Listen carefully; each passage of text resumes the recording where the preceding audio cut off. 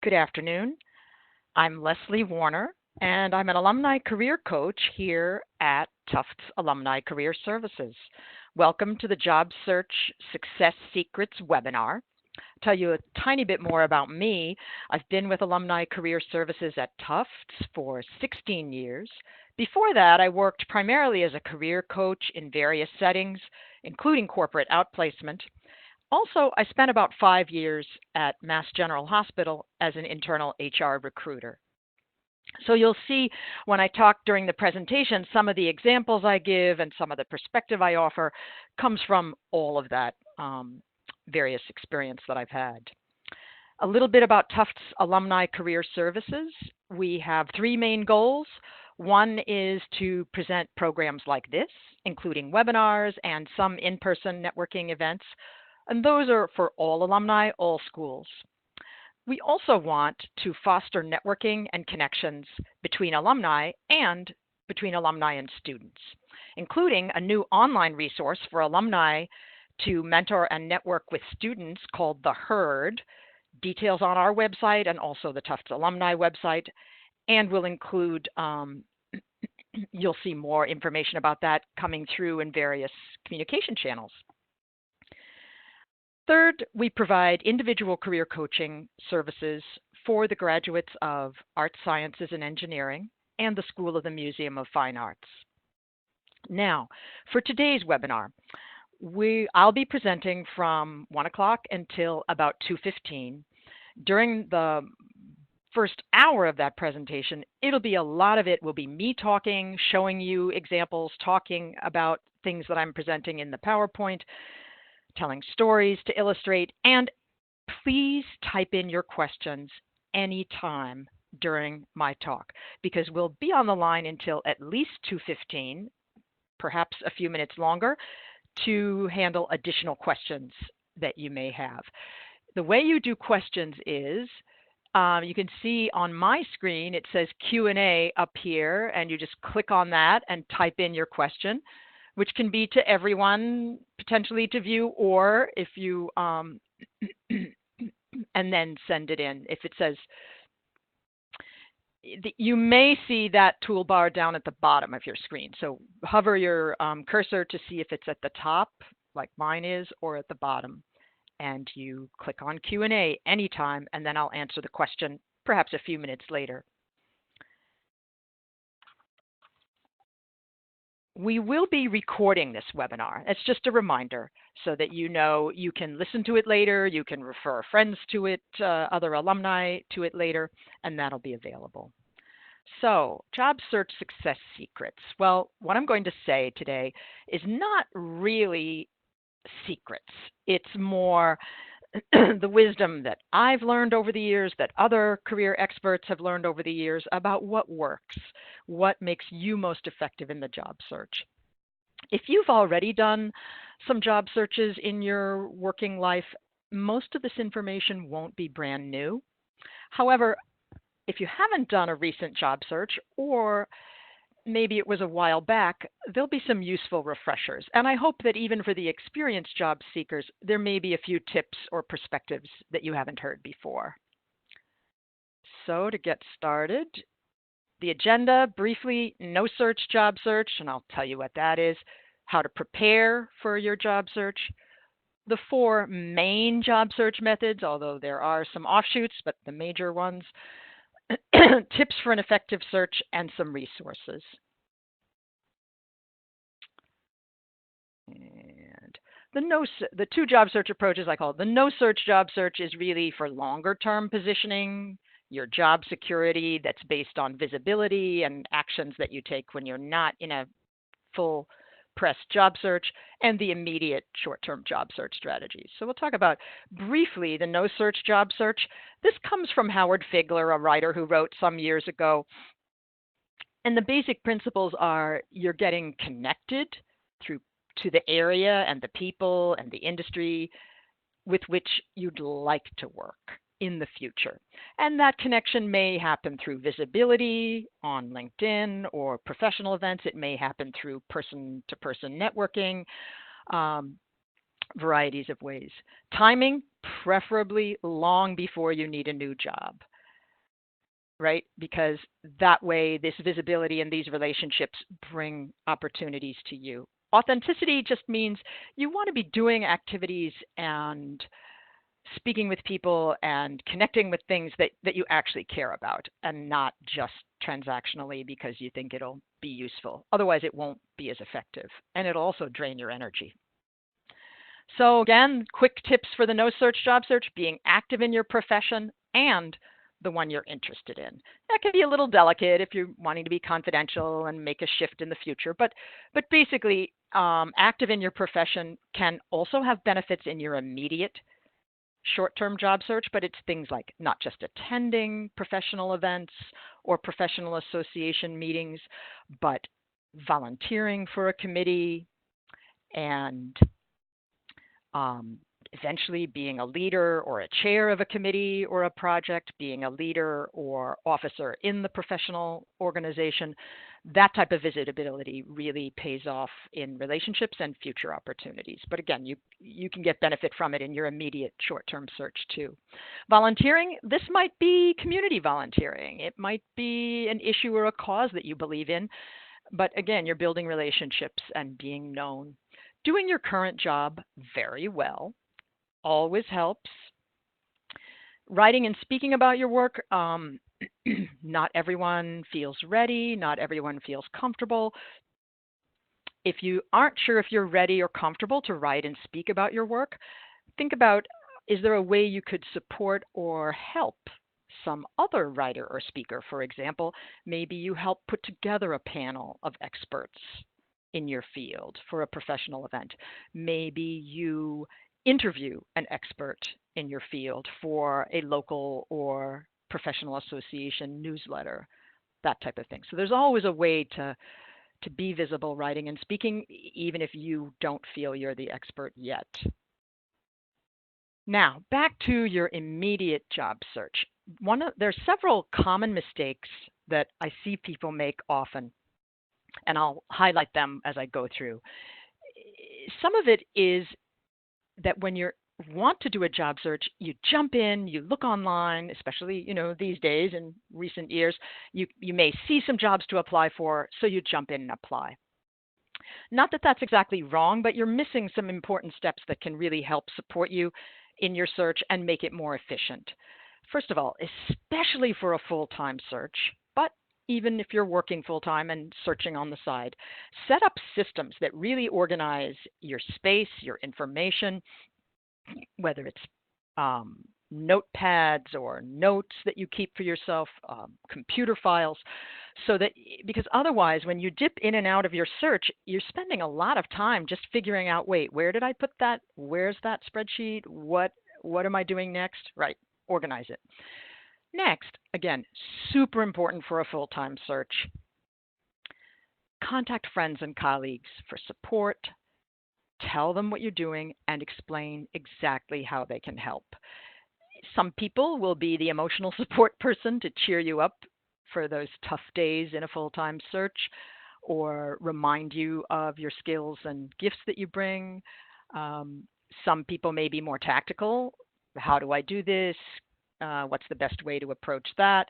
Job search success team is a more sort of formalized small group that meets, say, once a week, either in person or by phone, to strategically support you towards specific goals and actions. They don't need to be experts on the job search, just willing to commit to you.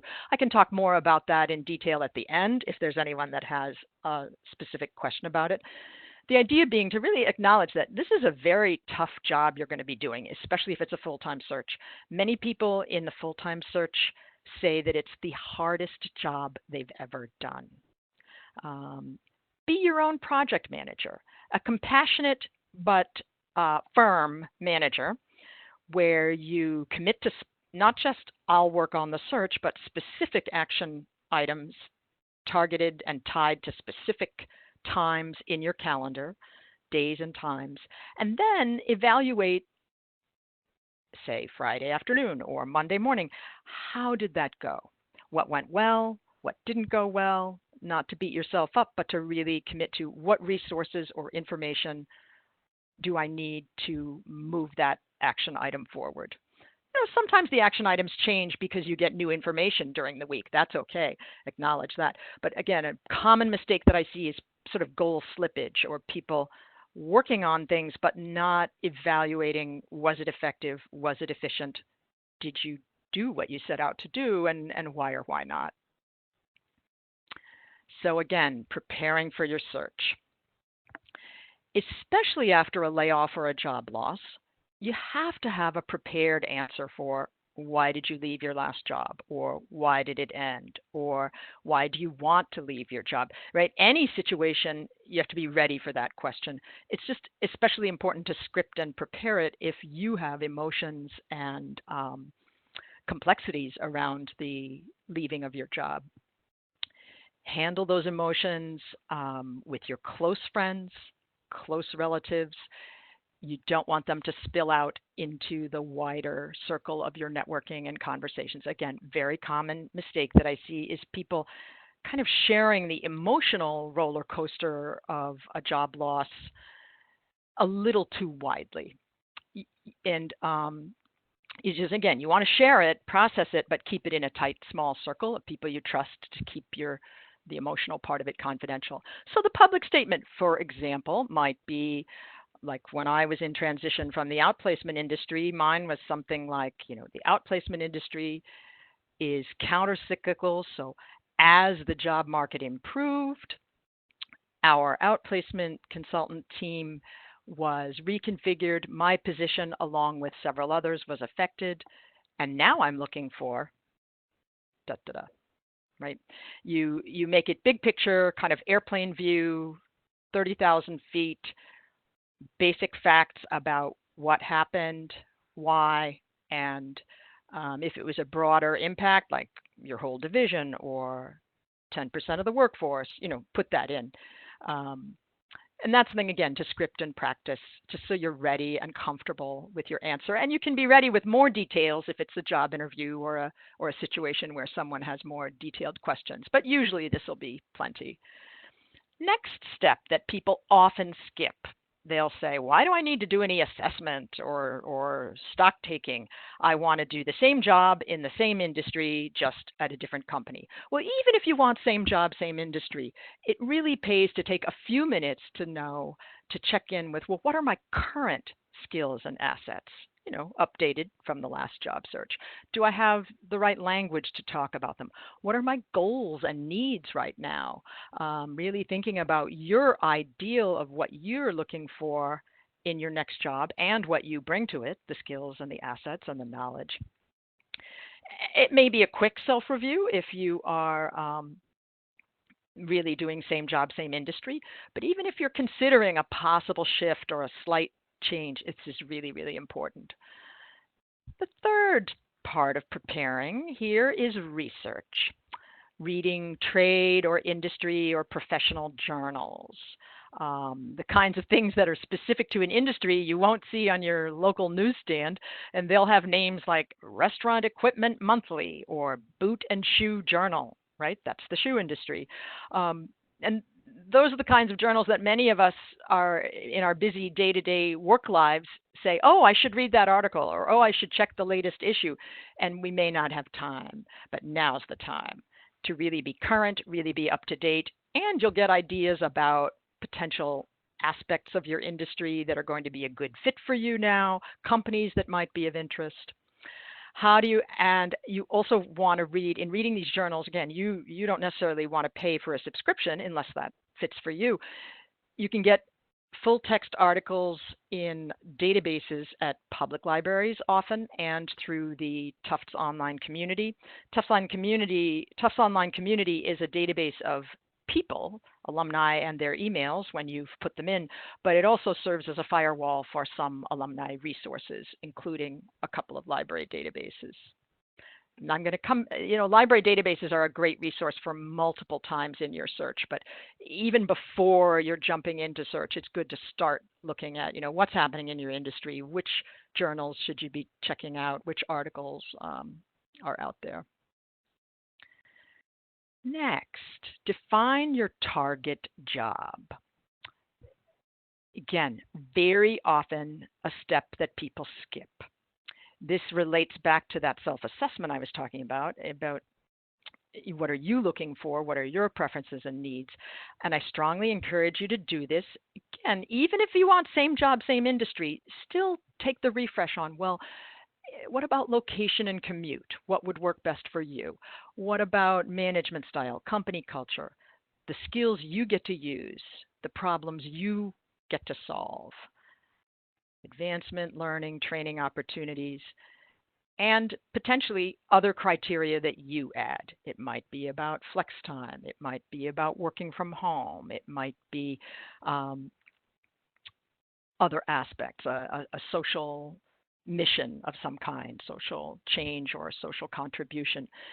And next to each one, and this is a quick tip that helps you later when you're evaluating offers, is give each criteria that you have a weighting, 1 to 10, not a ranking, a weighting.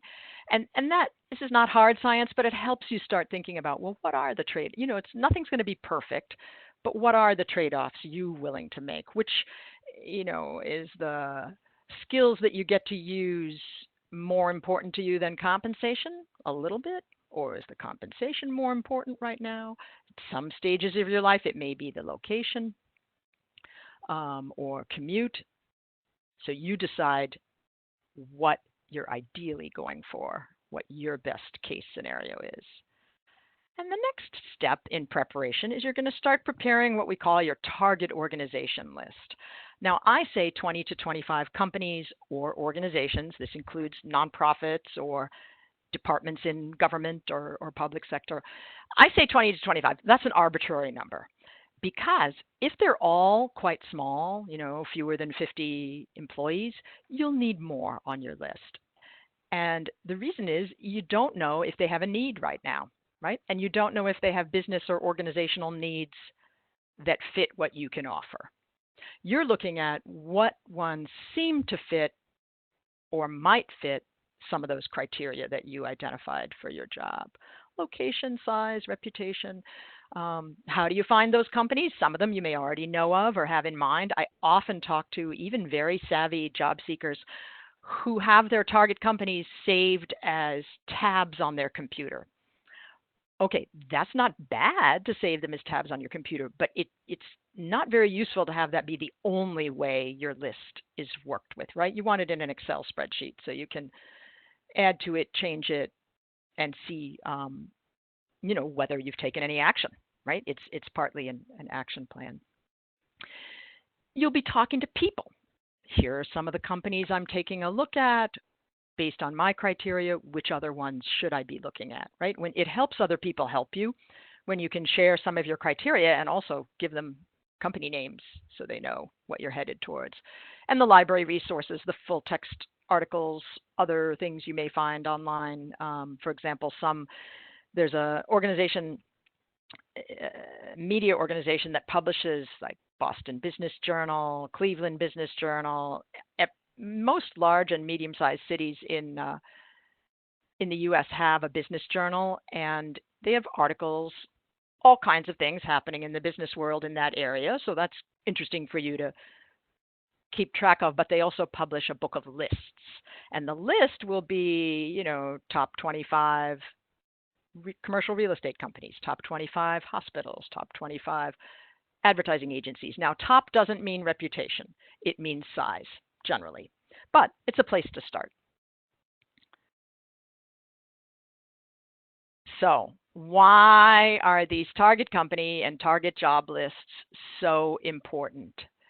Well, they focus your time, your energy, and your effort, which I promise you helps make your job search more effective and more efficient.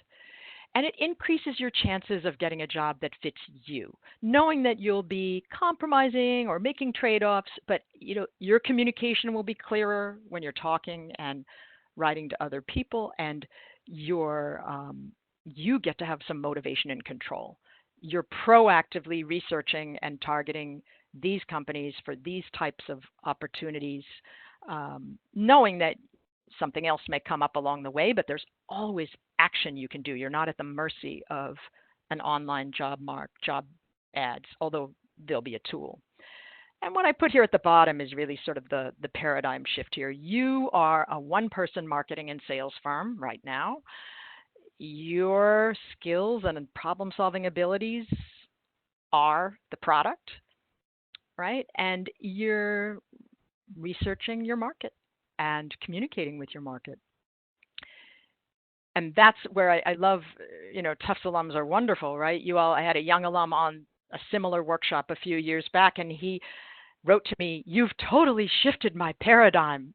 And if that's the case, then good. That's what I'd love to do. If you already have this paradigm and mindset, then hopefully I'll be offering some tools and resources to help you do it more effectively. And this reminder to do some of it before you start job searching. So if any questions come in, not yet? Okay.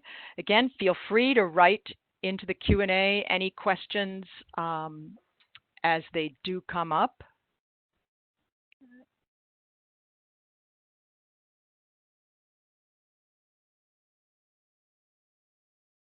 Okay, next. Yep, we're on to the next.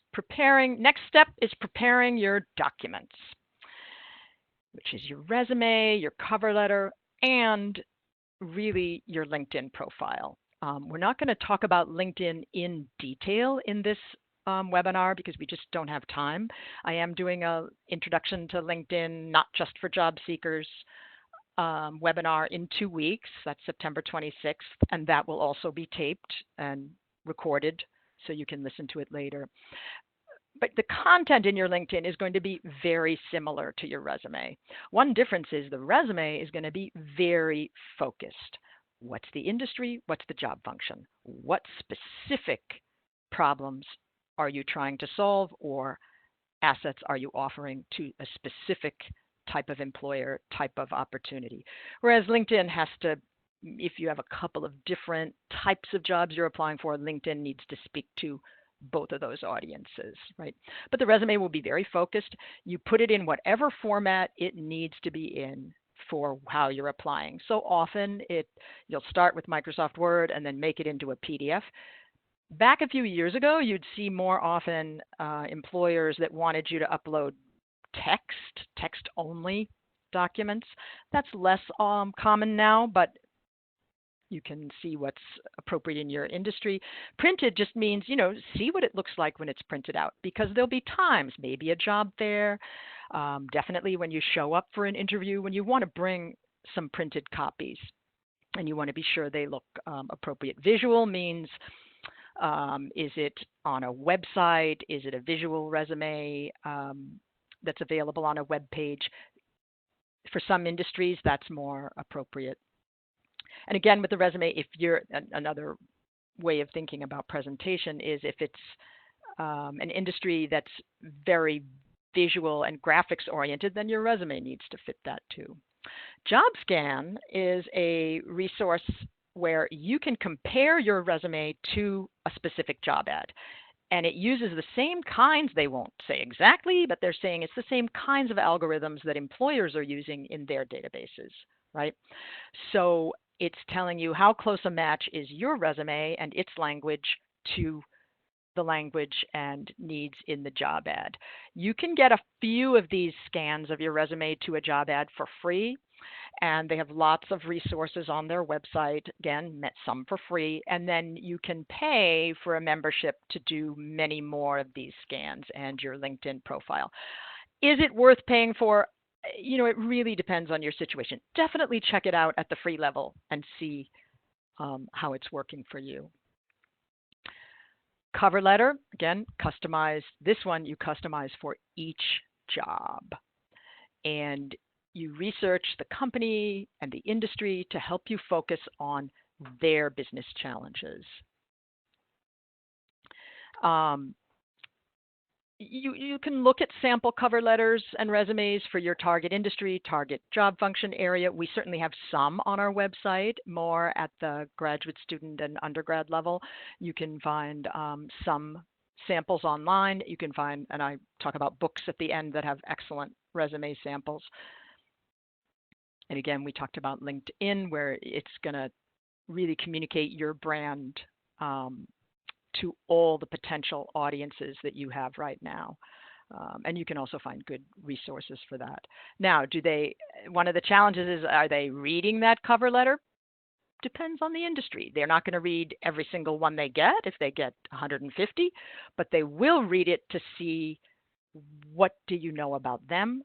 How well have you focused your message towards their needs, their business challenges, which they're giving you good clues about in the job ad, and your research will expand that.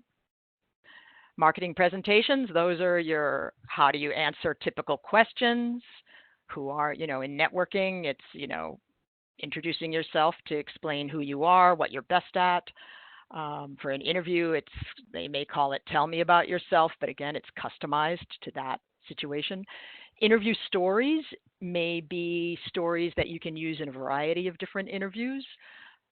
We might call it a CAR format. Here was the challenge, here were the actions I took, these are the results or outcomes. Describe your key accomplishments, prepare answers to anything you can anticipate. Why didn't you complete your grad degree? Why did you complete it and then not work in that field? Whatever the changes and shifts are in your resume.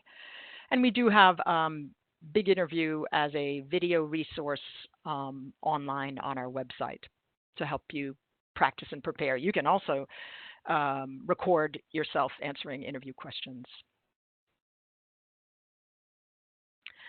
Someone put in, I'll mention a quick question mentioning an Excel spreadsheet about your target companies and asked if I would elaborate. What I mean by that briefly is, let's say you have 25 companies on the Excel spreadsheet. You'll also note, maybe you'll put a column in, did you apply for a job there? Did you identify some networking contacts to reach out to? Did you follow up after applying for the job there, right? You can use it as a tracking sheet, one aspect of how you track what you're doing. It won't necessarily, you can have a separate Excel spreadsheet to track all the job applications you put in, but this is the one where you're tracking, these are target companies that I'm interested in. Not all of them are advertising right now. So what actions are you taking? Are you networking? Are you reaching out to a person? Are you going to an event where the CEO is speaking? So that's what I meant by that. Next, another preparation piece that people often skip or kind of postpone. You don't know how quickly your search will go. I always tell people you have to kind of hurry up and wait. You have to prepare yourself mentally that it may take multiple actions, multiple conversations, networking meetings, applications, a variety of actions over time. Again, it's a sales process where you keep going until you land that opportunity that fits for you at this time. So you want to talk to the references early in the process so that they're prepared in a general way. What do they see as your strengths and possible weakness for the specific type of job or specific job that you're applying for? And then you have your typed up reference contact sheet where it's the name, the contact info, and a little line saying, Susie Q was my supervisor at Mass General Hospital in the Human Resources Department. And that clarifies it, even if Susie Q may have moved on to another job, right? It's just, you have it ready. It's just much less awkward if you start doing this early and you're not trying to rush to reach out to people and connect with them if you do get interest. So the four main job search methods. When I have a live audience in a room with me, I like to do this by show of hands about, how many people, what people think is the percentage of job seekers that find their job opportunity with each of these methods. But we won't do that now in the interest of time, and we're not in person, except to say, people often overestimate how effective responding to job ads is. Because what's easy to see? it's not quite a mirage in the desert. The job ads do exist. They almost always are real jobs that actually represent a business need in the company. But it's not the whole landscape. A better metaphor than the mirage is really an iceberg. You can see the tip of the iceberg, which is all the advertised jobs that are easy to find on Indeed.com or Idealist.org or Handshake, which is our job ad platform for art sciences and engineering and SMFA. So when that's all you can see, you think that's the effective method, right? So people often guess high, or if they've heard these lectures or read articles, then they guess, 2%. Well, it's not that. Depending on your field and depending on which survey you look at, might be 15%, might be 20%, might be a bit more than that for some people in some fields. Targeted mailing is, some people aren't sure what to guess because they haven't heard about it before. That means, let's say you identify a company you love, you've read about them, or you've heard about them by reputation, you would love to work there. They're not advertising for you. Maybe they're advertising for a much more senior level manager, or maybe they're advertising for a much more junior person, or maybe they're not advertising for anyone and there's no jobs posted on their website right now. You can still write to them, right? You can write to who you think would be your manager. You're guessing based on what you can learn about the company structure on their website, what you can learn on LinkedIn, which is sometimes quite a bit.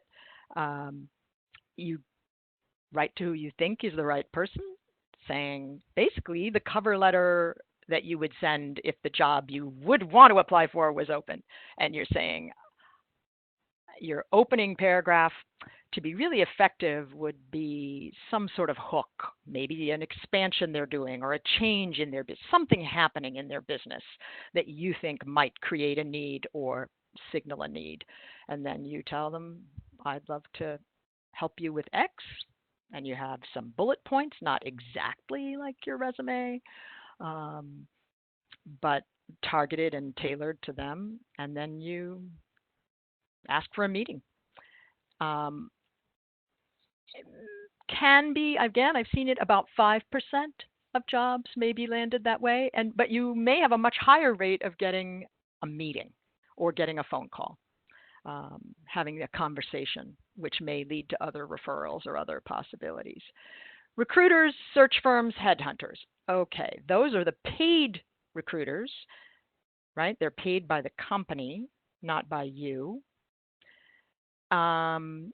So again, people sometimes overestimate how effective they can be. It really depends on your field.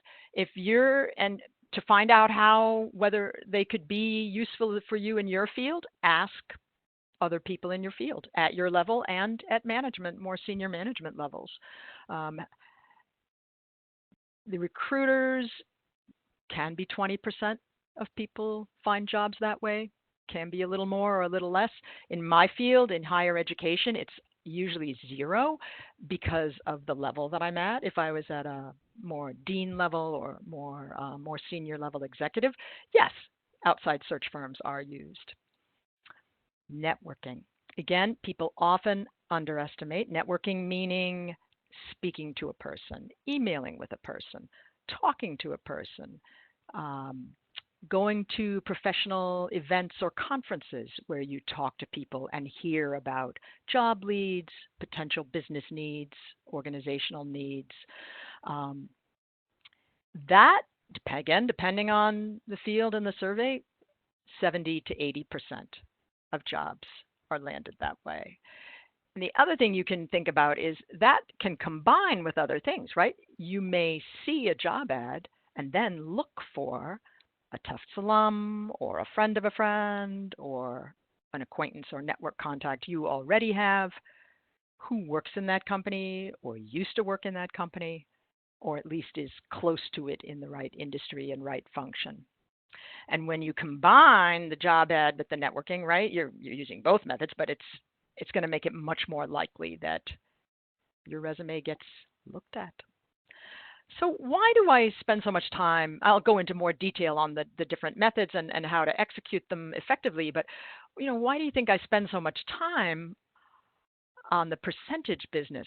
Well, we want you to spend your time and energy in your job search in proportion to the effectiveness of the method for you.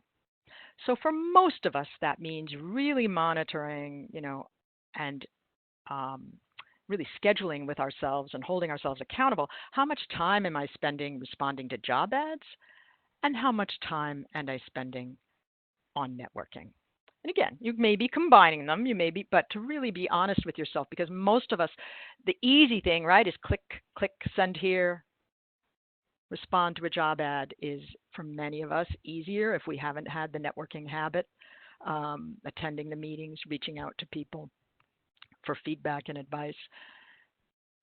So I suggest that's part of what you want that internal manager, that check-in once a week with your project manager to be about. Am I using my time in proportion to the effectiveness of the method? And if you're not sure, for example, about recruiters or search firms, that's where you go out and talk to people and ask, how do they function at your level? It's really a market factor. So responding to job postings, you will be doing this, but and again, look for niche websites, professional association, perhaps it's a group on LinkedIn that's a niche group related to a specific industry or job function. Niche websites or postings are great because you won't be in a stack of hundreds, right?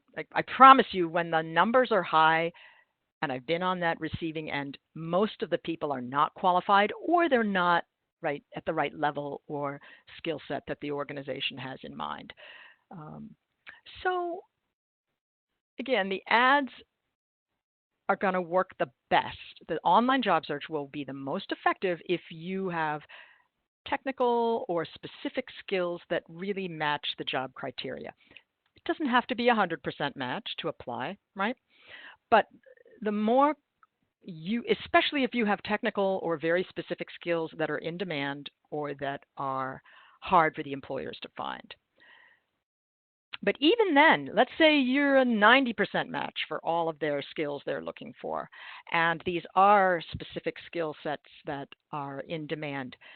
There's still the volume question, right? The employer may be receiving a number of these either by email or often going automatically into a database if they have the size and capacity to do that. So it's still no guarantee that a human is eyeballing it, right? And so even if you do have that great match, you're going to want to combine applying online, applying to a job posting with some of these other activities we talk about, especially the networking piece. And I'll talk more about how to do that. And the other way to look at ads is viewing them partly as job market indicators, right? Oh, they're hiring a number of salespeople. I'm not a salesperson, but something is happening there. Do they have a new product, or was there turnover, right? Is it expansion? Some action is happening there.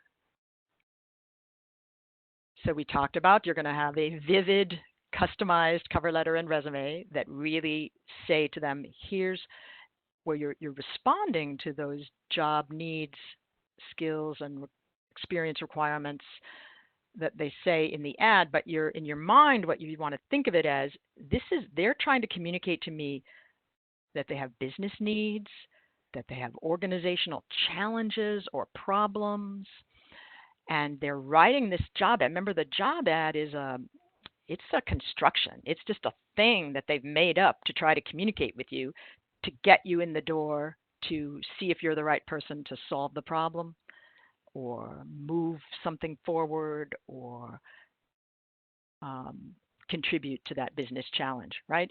It's an arbitrary construct, but so you want to understand more and think in your own mind what's behind that. What are the actual needs and challenges? And sometimes the job ad is written in a way that it really spells that out. And that's super helpful. So how are you going to stand out? Well, look for ways to get yourself or your name in front of the hiring manager, right? It may be literally looking on LinkedIn to see, is there a Tufts grad at that company or formerly at that company that I don't know personally, but I could reach out to? Is there and what you're reaching out is you're asking for, feedback and advice, information about the company. You're transparent that you are applying for this job, but you also want to make clear that you want to talk to them even if they say, well, I'm in a different department, I have nothing to do with that job, right? It's still helpful to learn more about the company culture and processes and their experience in the company. And perhaps after your conversation, you will have earned their respect enough to be a employee referral. If you're designated as an employee referral, I mean, there are companies out there, I've seen statistics that hire 50% or more of their hires are employee referrals. Well, that has pros and cons, which you can imagine, but the way it can work for you is when you have these conversations, you develop these relationships, and the person feels comfortable to put you in as an employee referral. Some companies, when it's a hot skill set that's really in demand, there's even money for the employee if you get hired. That's only in certain market conditions, but again, it's an incentive if it's there. It's interesting. This employee referral thing has gotten so big. I saw recently that at one company, HubSpot, they specifically say you can't designate someone as an employee referral unless you've actually worked with them in the same company on the same team. I guess they were getting a lot of people who didn't really know the person, but designated an employee referral. But every company's different on this. Don't assume either way. At the minimum, you may get a little information about the company, the culture, what things are like. At the maximum, you may get an introduction to someone in the right department, in the right functional area, or an introduction to someone else that can be helpful in information about this company. Now, showing up in person, not always appropriate. Right? Do your homework, meaning, know something. The most extreme example I ever heard was someone who wanted to work at an intensive care unit on the information and business desk at the intensive care unit, not as a nurse. And she was literally knocking on the door asking to talk to the nurse manager. Not appropriate, right? I'm surprised they didn't call security. She did not get a job there. On the other hand, I know also of people who have, dressed in business appropriate clothing, bring a paper copy of your resume and cover letter, and show up at a small company and say, oh, I'm interested in talking to so-and-so. I'm applying for the such and such job. If somebody has even, 2 minutes, it would be great to put a face to the name. If it fits the company culture, if it's appropriate, sometimes you get a little meeting. You're standing out. Not everybody, not always appropriate. Again, the other issue that comes up now is if it's a big building, even if it's a small company, if it's a big building, they have the security desk downstairs. But and I talk about follow-up. Prepare first, then call. Prepare meaning prepare for what you're going to say. Because if you call to do a follow-up after you've applied for a job, it's rare that you get through to a human, but you need to be prepared. If you get through to a human, what are you going to say, right? And if you get a voicemail, how do you leave a scripted, thoughtful, brief, but still, interesting voicemail? You can also follow up by email. Now, unless the ad says, do not call us, do not pass go, in which case, no, I wouldn't follow up with the managers, but you can still look for, right, people to network with, learn about the company and the department with.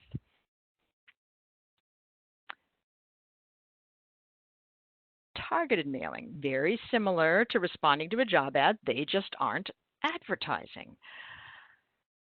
You make sure you research the company and the industry so that you can understand and articulate what their key business problems might be at this point in time based on what's happening.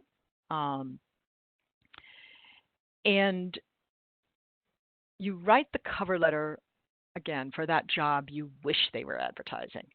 Show them, but address it to the business needs, the challenges. Show what you can do and results you've gotten in the past to address similar needs or challenges. So, for example, it might be a combination of showing past things you've done that solved a problem or addressed a need that's similar to what they are having, and some ideas that you have, specific ideas to help with their next steps, their challenges. And you send a letter, and some people do it with a thoughtful letter with bullet points. Some people do it with a letter with a resume attached. So the letter is the body of the email. Usually this is email format, but again, I've seen people do it with US mail to the person you think has the problem and can commit resources to solve it. So in other words, the manager that you think is at the right level. I've also seen people do this, and this is especially good if you're in a transition or a recent grad of undergrad or grad school, where you do it as a targeted mailing pitch with, at the end, or your last paragraph could be, or if you don't have a current need for someone to help with these problems, I'd love to speak to you briefly to get your feedback and advice for my job search. Can't hurt, right? Sometimes people get a meeting that way. And again, as I said, this is the kind of thing that sometimes pays off down the line, where maybe they don't need you right now, but they give you a referral or think of you later. And another reason I really like to highlight this method and talk about it a bit is because it's sort of non-obvious, right? Write to someone that isn't advertising for you because you think they might have a need or a shift or a challenge happening. You'd like to work there. And it's one of those proactive things that helps you maintain control. If there's nothing great advertised to apply for, isn't this a better use of your time than applying for something that doesn't fit any of your criteria closely and where you feel very ambivalent? Now, one thing to be careful of is just because you're not sure whether you totally want a job based on the job ad, again, go back to your criteria. Is it a good company? Does it have some other there may be reasons to apply to see if you can have the conversation to see what the needs are. And again, targeted mailing, you'd use it more often if it's a company that you're having trouble getting into through networking. So I talked just briefly about your ideal job. If there's really one job at one company, and I heard about a gentleman who did this with Motley Fool. He loved the idea that it's financial information that's solid, but also with humor and lightness and sort of a variety of approaches. So he spent over a year researching them, talking to people who worked there or worked with them or supported them, and talking to people in related aspects of the industry, so that he could really put together a strong, what we call, value proposition. Here's what I bring. Here's how it can help you achieve what you want to achieve. So it doesn't necessarily take a year. I'm just saying you wouldn't put 100% of your effort into one company that wasn't advertising for you, but you're allowed to put some, right? Talking to customers, suppliers, vendors, former employees. It's a question of, again, parceling out your time, giving yourself permission to do some work towards that ideal company, ideal job, but also mixing it in with your other activities. Before I jump into recruiters, any questions coming in? Okay, well, then I have people that are listening and taking it in. That's great. We talked about recruiters and search firms, headhunters a bit. And one thing I didn't mention is they can be a terrific source of really up-to-date industry info. And they can give you honest feedback about your salary goals. When I say can be, I mean that if they're knowledgeable about the industry and the sector and the job function, area that you're focusing on, then they talk to a number of different companies. They've worked on a number of different searches, and you want to be honest with them when you're working with them about what your needs and goals are, and then get their honest feedback. On the other hand, anybody could go online and say they're a recruiter for X industry. It doesn't necessarily prove that they have the knowledge and the background, but you can ask them about their experiences. Um, and again, it can extend your reach into more companies that perhaps you haven't networked into, or you can learn about companies that maybe you hadn't heard about yet, right? Remember who they work for, though. They're paid by the company, not you. Um, so your career development and career maximization is not their top priority.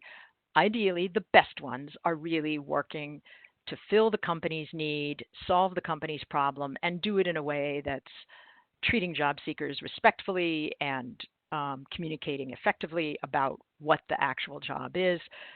And that definitely can be true. Good recruiters are out there. As I say, there are a few out there as well who may claim expertise that they don't have. So it's not to not work with them, but ideally, right, you'd love to get a referral. And this is another way that the networking process can be helpful. You can ask colleagues, former colleagues, new network connections that you develop. One of the things you can ask for feedback and advice about is, are there recruiters that they've worked with personally if they're in your same job function, same industry? When I say follow the money, the ideal world, right, is to get a recommendation for a recruiter by somebody that paid the money, that had to pay that recruiter out of their management budget. But even a peer referral is still good. That means, they treated them with respect and honesty. You only want your resume sent out with your permission, because you're also going to be networking into some companies and you don't want to be confusing the company. Now, networking. I have later in the fall, I have a whole webinar talking about networking. But we talked a little bit about why it's important already. Many jobs are not advertised yet. I say most. What I mean is that even if it's going to be officially advertised, like it's a Tufts University, bureaucratic company that follows procedures, the job will be on the company website. It may or may not be in paid advertising, posting places, but there's a time lag, right? The manager decides, yes, I'm going to hire a new X, or I'm going to replace Jim who left our department. And that time lag period, it's in the hidden job market, right? It's not yet on the website, but the money's budgeted. The manager is committed to hiring. So that's why I say it's not advertised. It means there's always a time lag. And yet, even at a Tufts, there will be maybe a consulting opportunity, or a maternity or paternity leave fill-in, or a temporary opportunity that may not be posted on the Tufts website, right? And so it may never be advertised. Then there are some industries or sectors, like outplacement, where I worked before, where the jobs for outplacement consultants were never, ever posted anywhere. They were filled 100% through referral, word of mouth, networking. And what was interesting to me breaking into that industry is, yeah, you had to have prior experience as a career coach. It didn't have to be specifically in outplacement. And you didn't have to be somebody's best friend or long-term colleague. You just had to be known and referred. So that's one piece of why it's important, is that time lag, or that some aspects of the job market are under that waterline of the iceberg and just not visible. The other aspect is, people hire people, not pieces of paper or resumes in a database. And so by talking with people meeting people, asking for feedback and advice. You're a person and not a resume to that person, right? And that helps. So talking to people helps expand the eyes and ears of information and resources for you. It gives you a chance to practice talking and asking questions. Even though the focus of the meeting is different, you're still practicing articulating who you are and what you're looking for, and asking questions about organizational needs. So I wanted to pause for a couple of questions. Tips for getting through the HR software with the resume and cover letter. Okay, that's a bigger topic, which what I'll do actually is I'll look for some good articles. You can find good articles out there. How to help your resume get through the what's called the ATS, applicant tracking system. And I'll email that to y'all. But the quick tip I'll give you is, again, remember JobScan? That's exactly what it can help with. How close are you to the keywords and the algorithms that they may be using? So some of it is formatting and some of it is language. And again, use JobScan and I'll look for a couple of articles for you. Here's a great question. How do you find recruiters? Okay. Again, one way that's great is asking people in your job function, in your industry, or at a management level for recommendations of recruiters.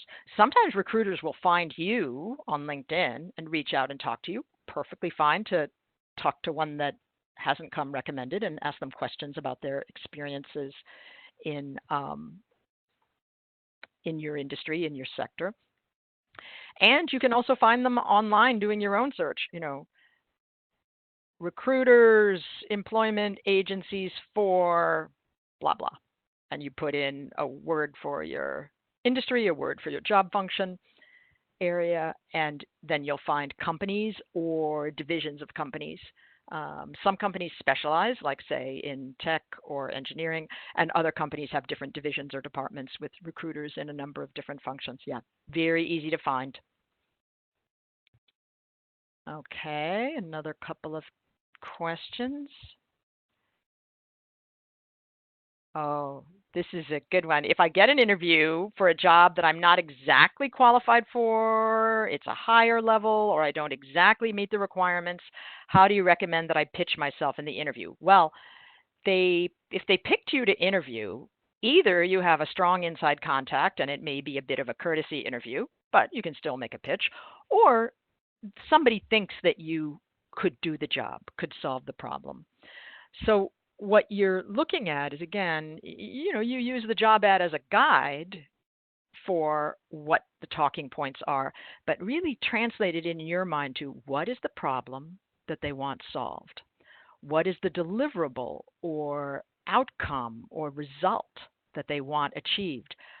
What do I bring that could solve that problem? How would I approach that problem or challenge? So, really go through it point by point and think how you can tell a story of a past experience. And, it may be that you or they or both of you decide it's not a match, but it also may be if let's say there's a core competency or skill set that you don't have, and it really seems to be a core part of solving the job problem, ask yourself, do you have something that's similar? Or how could you start learning or building that competency right now? I've had people do things like start teaching themselves the skill. If it's a technical skill, start the teaching process before the interview so they can speak in the interview about how they're learning that skill. So I hope that's helpful. Every situation is a little different, but that's partly it. You have to address head on the gaps if there is a real skill or competency gap. But if it's more like they want 5 years of experience and you have 2 years of experience, well, how would you solve the problem? How would you get the result? What past experiences can you cite to show that you could get the result they need? And the other way is to think about what ideas can you bring, creative ideas, new ideas to help that organization, So those are the quick thoughts. But look at books, I'm going to have an interviewing webinar later in the fall, but check out books from the public library or Amazon about interviewing, and they'll talk in more detail about that too. Another good question. Any tips if I have a telephone interview, but they only want to schedule it during your work times? Well, every job situation is different. People do anything from calling in sick to I would be, having a quote dentist appointment, air quotes, so that you can be out of the office. You have to figure out what's going to be appropriate for your work situation and your so that you're in a private place that's quiet, where you won't be interrupted. And generally speaking, that should not be at your workplace, which I think was what was behind. Again, it depends on the workplace and depends on your setup, but that's how I would approach it. It's reasonable for the company to expect that you should be able to speak to them at 9 or 10 or 3 and during the workday. You just have to find a way to to make that work. So good question. Sorry, I didn't have the more specific answer. Here's one. I have the skills listed in the requirements, but not in the specific vertical industry. How to convince hiring managers that those skills are transferable? Okay, great question. And the quick answer is I hope it doesn't come out sounding unfair or harsh. You have to do more homework, more research, be more prepared, just be better. You can't say, oh, I can learn your vertical or I can learn your industry. You may already be doing these things. So this is a reminder to others on the phone. It's reading the trade journals, reading if there's an industry podcast, that's the greatest thing for this industry vertical. If there's, how can you be in touch with, is there a blog? Is there a, how can you be in touch with the latest and best information about the challenges, the business challenges facing that industry and specifically in general, and then specifically in your job area? And to be able to speak knowledgeably about it, not pretending that you worked in it, but saying that you've been immersing yourself in this industry. Are you able to look at conference proceedings, even if you couldn't go to the conference, or read about the trade show, and again, talking to humans, talking to people in that vertical industry, honing in on the business challenges, the competitive threats, and you'll also get practice in those networking informational conversations in articulating, what you think your value proposition is and getting their advice. Maybe there's a hot skill or a hot value added that will help you show that you can have what they need. And again, having actual ideas to contribute that are transferred or translated or, in their language, their world. That's the quick thing. And the thing is, depending on how different your past experience is, it may be hard to do that on paper. You can try. It depends how different it is.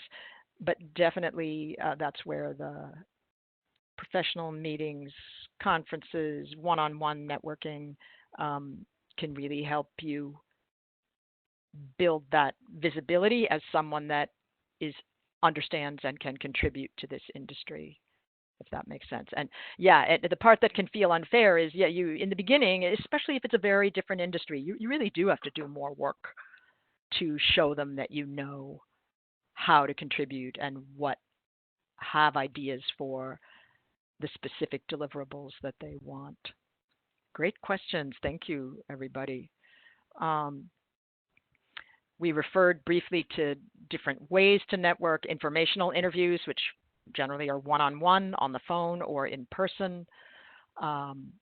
Business events might be a general business event, or what I call a sort of strategic networking event, where it's your industry, your job function, the people, either peers or managers that you want to meet are right there. Um, and again, LinkedIn and other social media um, are other ways to communicate. I've had people had success with networking and building relationships and visibility and learning through Twitter, again, depending on your industry. Um, and briefly about resources for informational interview meetings, like how do you find people to meet with? Well, in LinkedIn, there's a Tufts Career Networking group which you can join. Any alum and students join as well. And that way you can message people for free inside the group, whereas out in LinkedIn regular, you know, you can't message a stranger for free unless you have a premium membership. You can send them a request to connect. Also, again, Tufts alums in general are easy to find on LinkedIn, and you can reach out even if they're not in a specific group. Tufts Online Community is again a directory of Tufts alumni. If people have put their email address in, it's in. Again, professional associations, if you join, then you have access to the list of members, another group, community group that you can reach out within. And, you know, I always say to people, don't forget the people that may not feel strategic from your Chinese cooking class, family members, dog walkers in your neighborhood, people in your religious community, even if they're not strategically positioned in your target industry, target job function, they may be 1 degree of separation from somebody who is. There's something that researchers call the theory of loose ties. And when I read about it some years ago, what they talked about was that many times the job lead or the resource that leads to the that's hired on the job comes from somebody that's more at an acquaintance or less, lower friend level than a close friend, family member, or coworker. So yeah, you're going to reach out, basically include everyone, and make sure you're communicating about what you need and what you're looking for, and then having those informational meetings, spending more time with people that are strategically in your area. So this is just, while you're looking at that, I have another question. Is it common for a company to conduct a background check with some candidates and meanwhile continue interviewing others? Wow. I have not heard about that happening frequently. So my guess is it's not super common, because if you think about it, it sounds kind of expensive and inefficient on the company's part, right? But clearly one of you has either heard about it or perhaps experienced it. I can imagine situations like that happening where, for example, maybe the background check that they do is more involved or more time consuming. For example, the federal government, if you need a security clearance, it can take quite a long time just because they're tracking down a number of specific people from former workplaces, places you've lived, depending on the level of clearance. And if they're doing that and it's taking a long time, maybe they interview some other folks just in case, like if they invest 6 months in you and then it comes to a halt. So maybe they interview others to kind of backfill. Just a guess. As standard practice, it sounds kind of inefficient and expensive, but these different companies do things differently. That is true. And also, background checks are often outsourced to professional firms that do that for a living, either at a basic level or the more complex, job security clearance level. So yeah, that's a long-winded way of saying, gee, that will be interesting to hear more about. I'm usually, much more commonly, I have heard it being a background check is when you're at least a finalist, either the finalist or one of a very, very short list. So we talked a little before about why you're doing this informational interviewing, talking one-on-one to people. And part of it is, again, expanding the eyes and ears that could be looking out for you. And some of it is literal concrete advice. Which companies should you look at? Which recruiters could you use or should you use? And how do you best, which of your skills and your value proposition, how is it best a fit in this company or in this industry? Are there particular aspects of it that you should look at? I mean, one example recently that I've had is, data analytics is a very big, expanding area. But what that means in different companies can be different things. And are you working for a market research and analytics company where that is the toolkit that they are then selling to companies? Are you working inside a company? And in which case, what type of data are you looking at?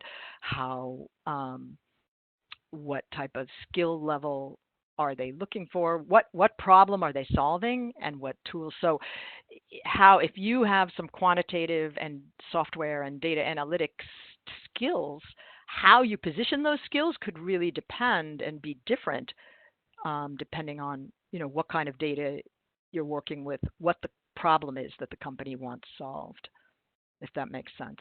And so this networking process helps you figure that out and hone it so that then when you're writing a cover letter or in an interview, you'll be better prepared to think ahead about what are their challenges and needs and how can I contribute and what ideas can I bring.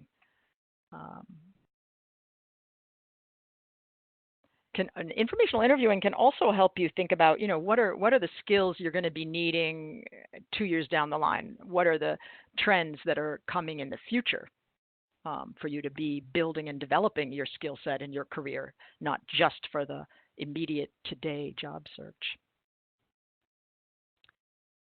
So we talked a little about the fact that it's your meeting. It's different from a job interview, which means you need to have the agenda ready and prepared. Who are you? What have you been doing? What do you want to do? And you're answering the implied question, how can I help you? And so the sort of what I tell people is the higher level you are, the more you'd want to really research and know the industry and the person as much as possible before you get there. But even at a more entry level, I mean, you still have the agenda. What do you want to learn? What are you hoping to gain? And remembering to ask the person how you can be helpful to them. Seek to help. Seek to make it a reciprocal relationship. And if you're a young professional or you're just starting out, or you may not be sure how you can contribute or what you have to offer, that's okay. It's having that framework, not take, but how can I be of assistance or support this other person too? Here is another great question. Back to the sort of ideal company thing. If a company is my dream company, do I tell them that in the interview? Well, I can't think of any reason not to, right? You just need to be ready with why. If you're saying, this is my ideal, I would love to be here, you need to be able to tell them clearly why and have it be reasons that are not just, oh, you're right down the street from my house and, my brother works here so I could see him at lunch. In other words, not about me and my personal needs or preferences, but more about sort of alignment of, again, what are their business needs and challenges? How can you contribute? If the company culture is part of it and that's a personal preference, great. How are you aligned with that company culture? But it needs to be not just culture, right? What are they doing? How are they doing it? Why are they doing it? And how does that resonate for you? Yeah, I can't see how that could hurt. The only way it could hurt is if you say that it's the dream and then you can't tell them why. That's not good. That's about you. Um, so we talked about the informational interview, and now a little quick tip for the informational interview. This is another spreadsheet. This is a spreadsheet that lists people you've met or talked to or interacted with in some way in this networking process. And you may have your own system for keeping track of your contacts, but especially if you're in an intensive job search, it's handy to have one spreadsheet that's listing the people. What's the name?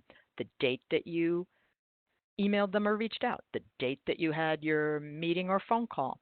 And then a column for, again, their company, contact info, and then did someone refer you to them? Right? That's a good column to have in your spreadsheet because that's a reminder to, after you have that meeting, you thank the first person who introduced you or referred you to that person. Now, sometimes people tell me, oh, I keep track of my contacts and my networking in my Gmail. And I'm like, well, that's good, but it's not actually like a project snapshot. And it wouldn't easily tell you, oh, who are the 20 people I need to thank when I land the job or I get into grad school or whatever it is, right? This is partly to help you track the project while you're in it and partly to do the wrap up and thank yous at the end. But part of the tracking, and this is a quick tip, is if let's say you meet with a person, you have an informational networking meeting, and they recommend a book to you and they give you the name, give you a name of a person to talk to and say it's okay to use their name, and they tell you about a conference coming up in a few months. Well, you could make columns on your spreadsheet, and each time you take one of those actions, you could send them a quick thank you, right? It's continuing the conversation. Now, I had one person, wonderful engineer, as it turns out, ask me, what's the maximum number of those thank yous you should send in any one week? Well, think about the relationship. Think about, is this a brand new person that you're just getting to know? You certainly don't want to email them more than once a week, and maybe not even that often if you're taking a lot of actions quickly. You want to spread it out a little. But it's again, people like knowing what happens, especially if it's an action involving their network. If you talk to a person that they recommended you talk to and said, use my name, or possibly introduced you, you definitely want to circle back and tell them when you complete that meeting. And sometimes that opens the door and they email you more names, more people from their network. They're sort of gauging how you're treating their network. We're getting close to the end of our time here. Networking at meetings and conferences. Again, I'll talk more about that in detail in a future webinar, but the quick piece here is to prepare before you go. Think about your agenda. What do you have to offer, information or resources, and what do you want to learn or gain from this meeting, professional meeting or conference? Look to help others. Why did you come to this conference? What are you looking to gain? Maybe you can help them meet their agenda, and be ready to describe what you do in a very brief way, like who do you help? What do you help them with? That's one prompt for that. We should probably, the rest of it is really pretty self-explanatory, except another reminder about you need a professional online presence in addition to, the resume and cover letter that we talked about. Most of us, it's going to be LinkedIn. For some, it's Twitter, both for learning and for visibility and presence. And then, depending on your industry or your role, there could be other things, perhaps writing a guest post on a blog or creating your own that fits your industry goals, maybe a personal website that has your professional information or portfolio there. And I'll just mention briefly what one couple of authors call guerrilla marketing, which means, again, taking the proactive position. What can you do? How can you be visible? How can you build a relationship or communicate? One example that the guerrilla marketing authors give in their book is writing a paper or an analysis of something that would be helpful to a manager in your target company, that dream company, and send it to the manager that you'd like to work for, introducing yourself. And tell them that you'd love to work, contribute to their efforts or work for them if they have a need at some point and in the meantime. So again, not every strategy fits for every person. It's just giving you that reminder to think about what can you do. Somebody else heard that the manager they had just applied to was going to be speaking at a Cambridge Innovation Forum meeting. So he prepared what he was going to say. This is one of my clients. He went to the meeting. He stuck his hand out, introduced himself, and they weren't going to bring him in for a meeting, but because of how that conversation with the manager at the Innovation Forum, he did get brought in for the full interview cycle. He didn't end up landing that job. It was a big industry shift, and they decided they needed the technical industry knowledge. But I use that so that's just being honest with you, but I use that as an example of he got the interview because he took a proactive approach and went to a place where he knew that his target manager would be. So that's the way I want you to be thinking. How can I be visible? How can I create relationships, build opportunity? Use all the job search methods. Allocate your time according to the effectiveness of the method. Get support. Job search is the hardest job you'll ever do, especially if it's full-time. Take a few risks. Try some new things if some of these are things you haven't done before, and keep up the activity and the momentum. And these no-search activities, professional visibility, volunteering, professional association activity, use those to continue to explore and develop. And it'll make your next search easier. Good luck, and thank you. And we look forward to seeing you perhaps in the HERD, the Mentoring Students platform, or in other events and activities. Good luck with your search. Bye-bye.